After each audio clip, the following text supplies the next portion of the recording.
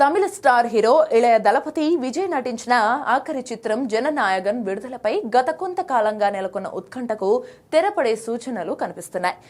వినోద్ దర్శకత్వంలో ఎంతో ప్రతిష్టాత్మకంగా రూపొందిన ఈ political action thriller release date పై సోషల్ మీడియాలో ఒక వార్త ఇప్పుడు జోరుగా ప్రచారం అవుతోంది. సినిమాలోని రాజకీయ డైలాగులు, సెన్సార్ అడ్డంకులు వంటి కారణాలతో ఇన్నాళ్ళు ఆలస్యమైన ఈ చిత్రం ఎట్టకేలకు సమ్మర్ కానుకగా ప్రేక్షకుల ముందుకు రానుంది. ఫైనల్ గా ఈ చిత్రాన్ని మే 8న ప్రపంచవ్యాప్తంగా విడుదల చేసేందుకు మేకర్స్ ప్లాన్ చేస్తున్నట్లుగా కోలీవుడ్ వర్గాలు సమాచారం.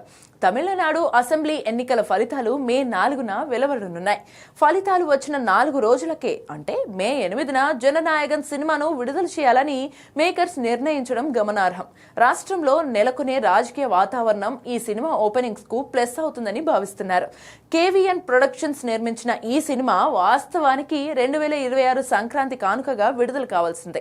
కానీ సెన్సార్ కారణంగా విడుదల వాయిదా పడింది. ఈ చిత్రంలో పూజా హెగ్డే కథానాయికగా నటించగా అనిరుద్ రవిచంద్ర సంగీతం అందించారు. ఇప్పటికే విడుదలైన టీజర్ సాంగ్స్ సినిమాపై భారీ క్రేజ్ క్రియేట్ చేశాయి. అయితే జననాయగన్ మే 8 విడుదలపై మేకర్స్ నుంచి అధికారిక ప్రకటన రావాల్సి ఉంది.